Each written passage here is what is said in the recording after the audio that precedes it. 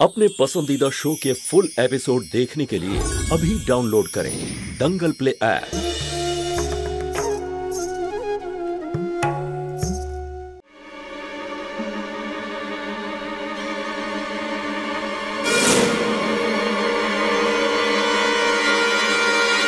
ব্রজ,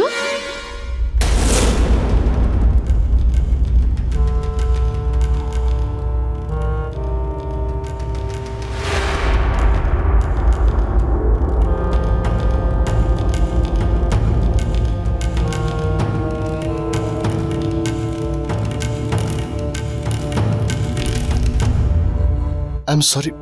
আমি জানি আপনার মনের এখন কি অবস্থা। আপনার সঙ্গে যা কিছু হয়েছে তা ভোলা এত সহজ নয়, আর তার সঙ্গে এমন একজন মানুষ যে দেখতে পায় না, তাকে স্বামী বলে মেনে নেওয়া সেটাও এত সহজ নয়। আপনি জানেন, আমি আমার চোখ তো হারিয়েছি, কিন্তু সেটাকে কখনো আমার দুর্বলতা ভাবিনি। সেই জন্য আজ আমি ইন্ডিপেন্ডেন্ট, নিজের সব কাজ নিজেই করি। তবে আজকের আগে এই কথাটা বুঝতেই পারিনি যে আমি দেখতে পাই না বলে নিজের কারো অসুবিধা হতে পারে, বিশেষ করে আপনার। কারণ আজকের আগে জীবনে এমন কোনো সম্পর্ক হয়নি যেখানে দুটো জীবন এক হয়ে যায়, জীবনের মানেই পাল্টে যায়। তবে জানি না আপনি কি করে আমার সঙ্গে অ্যাডজাস্ট করতে পারবেন।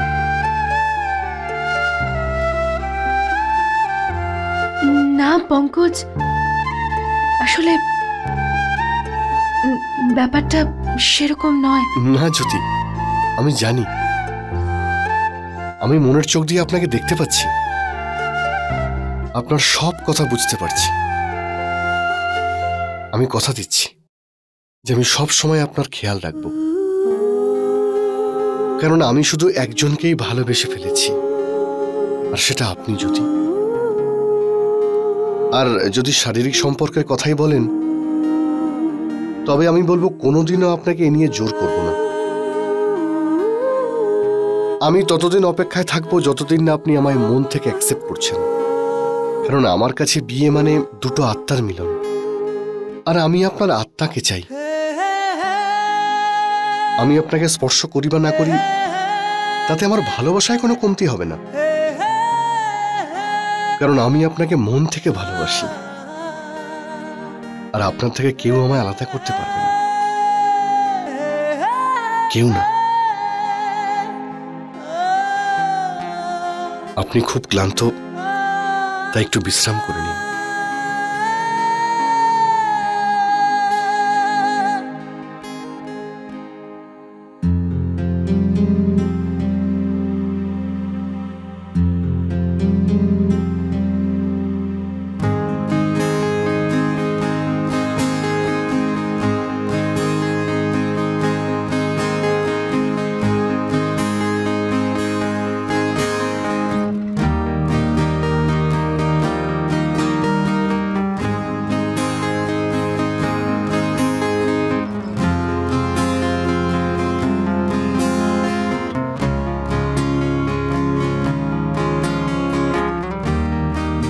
বিয়ের জন্য আর 2-3 বছর ওয়েট করাটা আমি বুঝতে পারছি, কিন্তু একে অপরের কাছে আসার জন্য আর কেন অপেক্ষা করতে হবে?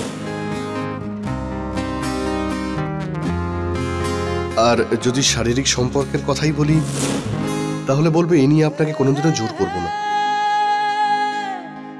আমি ততদিন ধরে অপেক্ষা করব যতদিন না আপনি নিজে আমাকে মন থেকে অ্যাকসেপ্ট করছেন।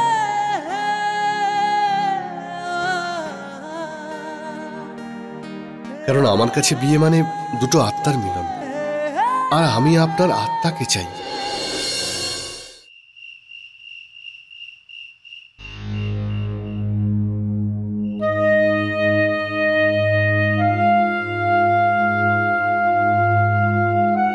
বাবা, ওষুধগুলো এখানে রাখা।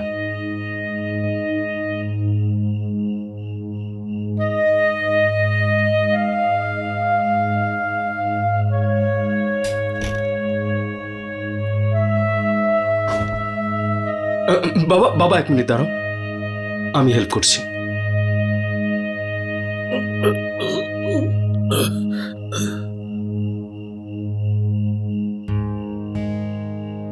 বাবা ঘুমিও না, ওষুধগুলো খেয়ে নাও। না, ওষুধের আমার আর কোনো দরকার নেই। বাবা প্লিজ ওষুধ। বাবা, তুই দয়া করে আমাকে ওষুধ খেতে বলিস না। আমি ছুটি চাই এই ওষুধগুলো থেকে, আর ওই হুইল চেয়ার থেকে, আর সেই সব জিনিস থেকে যেগুলো আমার পঙ্গুত্বকে মনে করিয়ে দেয়। দীপু, বাবা, আমি আরেকবার ওই জীবনটা ফিরে পেতে চাই। কারোর দয়ায় আমি বাঁচতে চাই না বাবা। আমি নিজের পায়ের জোরে সবকিছু করতে চাই, নিজের ক্ষমতায়। আমি অক্ষম হয়ে যাওয়ার কারণে তোমাকে আজকে এইসব জিনিস দেখতে হচ্ছে। আমি তো শারীরিকভাবে অক্ষম, কিন্তু পদ্মা তো তার মনটাকেই পঙ্গু বানিয়ে রেখে দিয়েছে।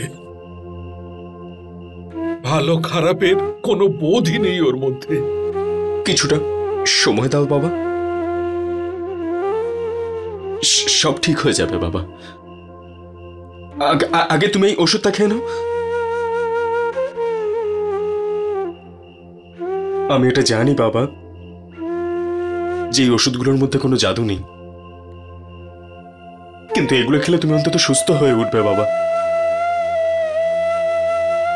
আর তোমার সুস্থ থাকা আমাদের কাছে সব থেকে বেশি প্রয়োজনীয় বাবা। প্লিজ বাবা, খেয়ে নাও না ওষুধগুলো। না দিব, আমার আর ইচ্ছে নেই এমনকি বেঁচে থাকারও।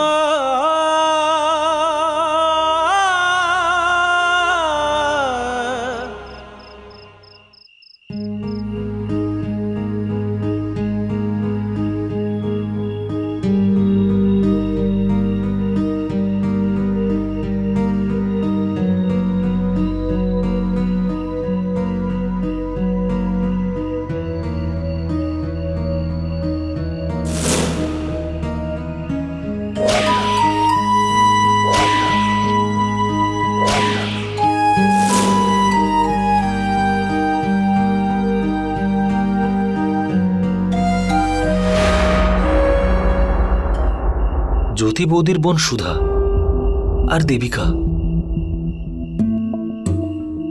দুজন আলাদা মানুষের মুখ এতটা সিমিলার হতে পারে? আরে অফকোর্স হতে পারে উদয়। একই রকম দেখতে কতজন মানুষ আছে এই পৃথিবীতে। কোথায় দেবিকা এত বোল্ড, আর কোথায় সুধা? দুজনে একদম অপোজিট। দেবিকাকে সুধার জায়গায় ইমাজিন করাটা ইম্পসিবল।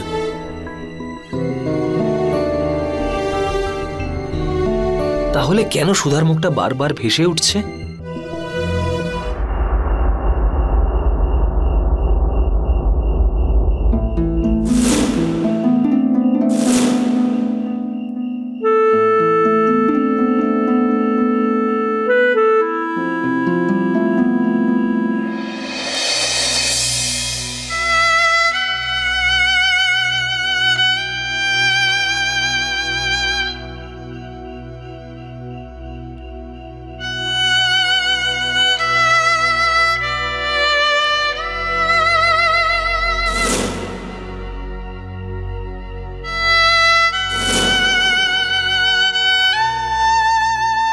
হে ভগবান, আমার জ্যোতি দিদি অনেক কষ্ট সহ্য করেছে, অনেক অপমান সহ্য করেছে,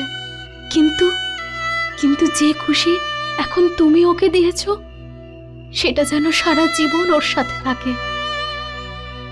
আমি জানি জামাইবাবু দেখতে পান না, কিন্তু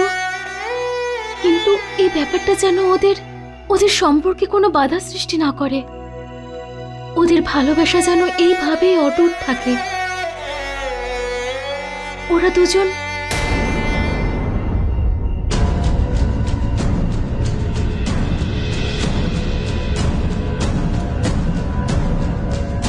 দেবিকা,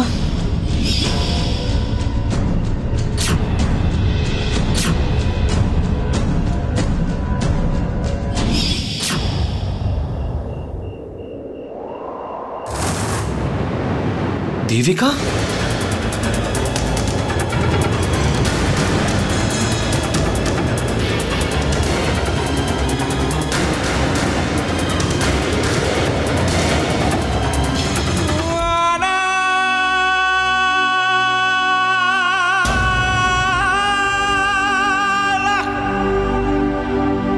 দেবিকা,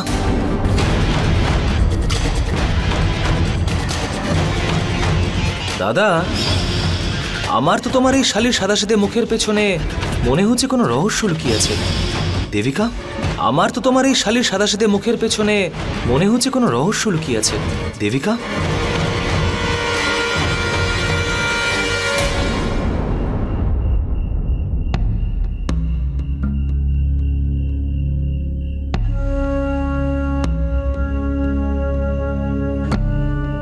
কিন্তু কিন্তু এই জ্যোতি দিদির দেওয়ারের চেহারাটা কেন দেখতে পাচ্ছি আমি?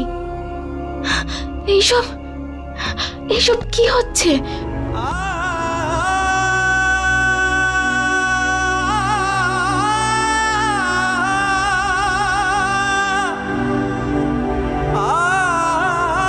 তুই ওই বাড়ি ছেড়ে চলে যাচ্ছিস, তাই না? সেই জন্য ওই বাড়িতে আরো একটা জ্যোতির প্রয়োজন আছে।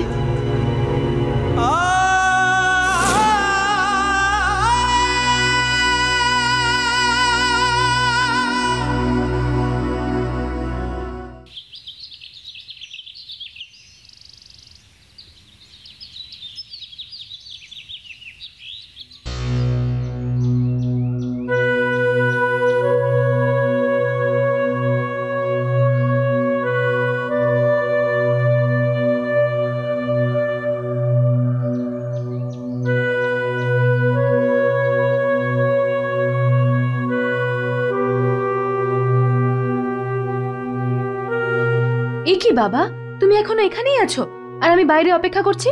চলো চলো, তাড়াতাড়ি চলো, তোমাকে এক্সারসাইজ করাতে হবে তো। হ্যাঁ জ্যোতি, ওই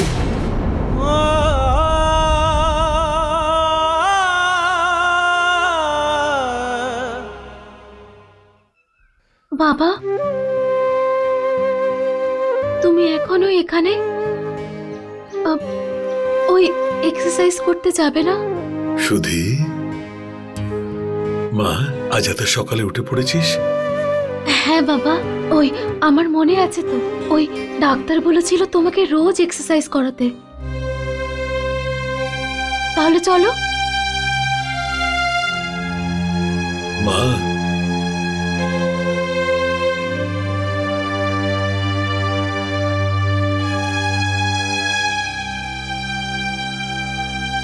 সুধা এত সকালবেলা উঠে গেছে?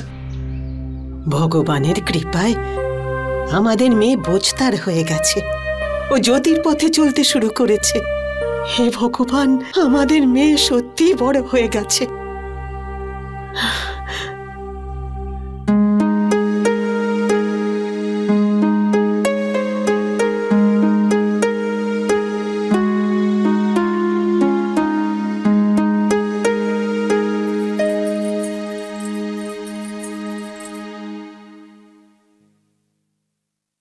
আরে, তুমি তো রেডিও হয়ে গেছো। আই এম সরি, আসলে আমার ঘুমটা একটু দেরিতে ভাঙলো। আরে না না, ঠিক আছে, আপনি একদম সঠিক সময় উঠেছেন। আমি তো বলবো খুব তাড়াতাড়ি উঠেছেন। আসুন, আমি আপনার জন্য চা বানিয়ে দিচ্ছি। আপনি চিনি ক চামচ নেবেন? আরে তুমি ছেড়ে দাও না, আমি বানিয়ে নিচ্ছি। আমার মা বলেন যে যতদিন না নতুন বউয়ের হাত থেকে মেহেন্দির রং উঠছে ততদিন কাজ করাই উচিত নয়। আর এমনিতেও পরে তো সব কাজ আপনাকেই করতে হবে, আর মায়ের কথাও আমি ফেলতে পারি না। তাহলে বলুন, ক চামচ চিনি নেবেন? আমি 1 চামচ খাই, কিন্তু চা আমি কিছুক্ষণ পরে খাবো। কেন, আপনি কি চা ঠান্ডা করে খান? না না, আমি আসলে ব্রাশ করে নি তো, সেই জন্য। এটা তো বেড টি, আর বেড টির মানে হলো বেডে বসে খাওয়া, ঘুম থেকে উঠে। এই নিন।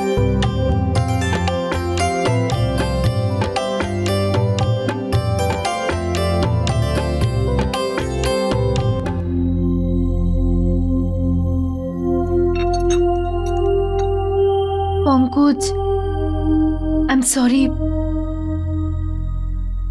আমি কোনোদিনও ব্রাশ না করে চা খাইনি।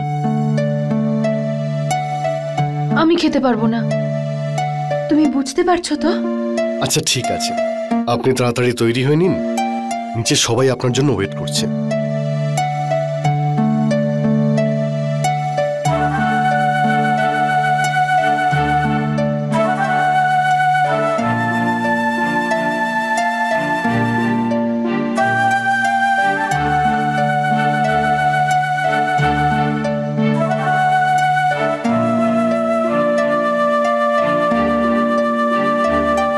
তৈরি হয়ে গেছেন আপনি? হ্যাঁ পঙ্কজ, আমি অলমোস্ট রেডি, 2 মিনিট লাগবে।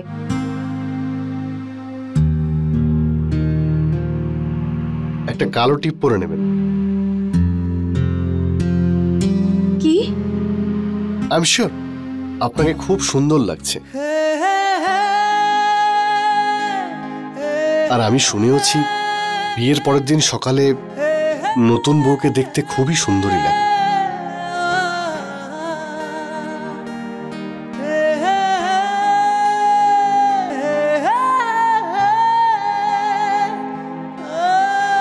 আসলে পঙ্কজ, ওই আমি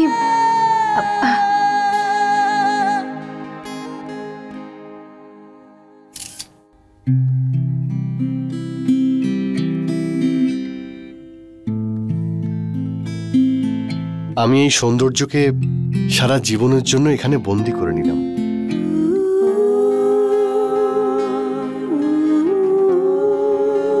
thank you.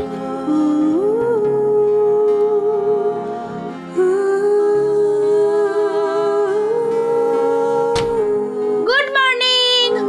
Sorry sorry sorry sorry, আমি নক না করেই ভেতরে এলাম, কিন্তু এ কি, তুমি এখনো রেডি হওনি?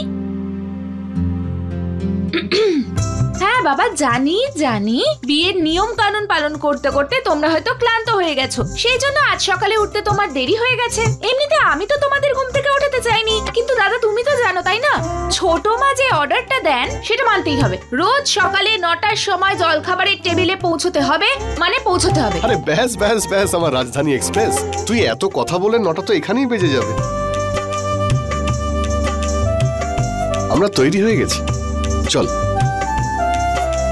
চলো বৌদি, তুমি দাদার সাথে যাও, আমি তোমাদের ঘরটা একটু ঠিকঠাক করে যাচ্ছি। না না, আমি করে নেব। আরে না, এসব তুমি কি বলছো বৌদি, এখনো তোমার হাতের মেহেন্দির রং যায়নি, কি করে তোমার দিয়ে আমি কাজ করাবো? দাদা বৌদিকে বোঝাও না। চলো জ্যোতি, আমার বোন শুনবে না, আমরা যাই।